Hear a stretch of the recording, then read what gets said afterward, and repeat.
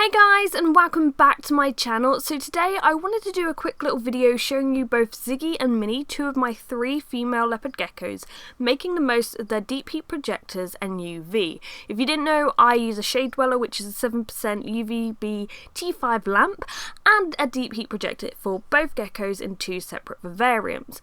Now the UV light comes on for 2 hours in the morning, 2 hours in the evening. However, if you prefer, you can keep it on for 10 to 12 hours a day. I just do it like this since my room is very bright during the day, and in the wild, leopard geckos would naturally bask at dusk and dawn. However, in the future I may move to leaving it on for 10 to 12 hours.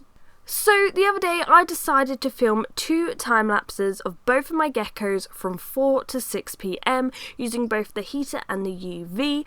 After the time lapses I will let you know how Minnie has been getting on with her new deep heat projector, but yeah, here are the 2 time lapses.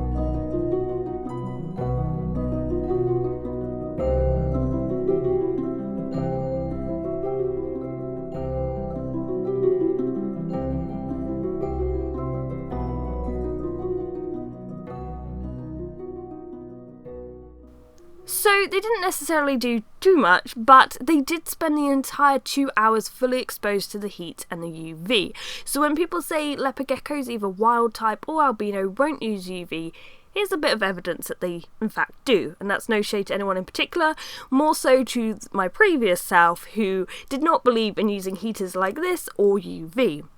Anyway, so how has Minnie been getting on? Now at the time of filming, she has had the deep heat projector for just over a week now, and I found she's taken to it far quicker than Ziggy did. As you can see, I use some slate which acts as the equivalent to like a heat mat, and she has some light colour rock too where she often likes to hang out. Now I won't go into how to install this heater or what rocks to use with this heater or certain things you should or shouldn't do, because I feel like I've covered that way too much already in depth in my previous videos. I did 3 with Ziggy and 2 with my crested gecko, so I'll leave links to those videos below if you wanted to check them out. One thing that did happen is Minnie was about to shed. Now I always spray down the tanks a little bit just before they shed, but I have found that the most successful sheds happen with the deep heat projector. Not sure why, the skin just slips off, you rarely get anything left over. I know a ceramic heat emitter, for example, can dry the air, which can be good in some sense if you don't want high humidity. But for some reason, the deep heat projector, maybe because it doesn't dry the air, maybe it does increase that humidity a little bit when you spray, it really works when shedding, and it doesn't seem to affect the geckos in a negative way. And as I said, I only lightly spray, but it really works. And I actually do have a time lapse, we're all about time lapses today, of Ziggy shedding at night after I've sprayed her tank with the heater on. And you'll see that she actually uses all the rocks in her tank and all the different textures to really help get everything off.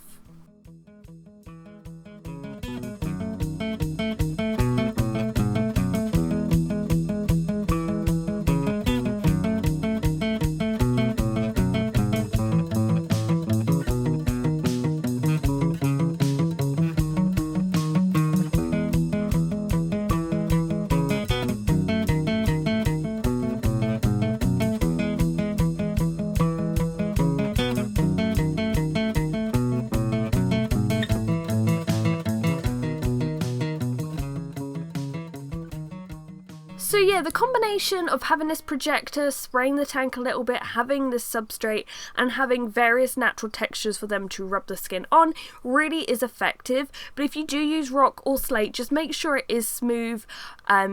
If there's any sharp bits, try to like file them down so they're smooth. I know sharp bits would occur naturally in the wild, but if we can avoid like taking our gecko's eye out, why would you not try to avoid that?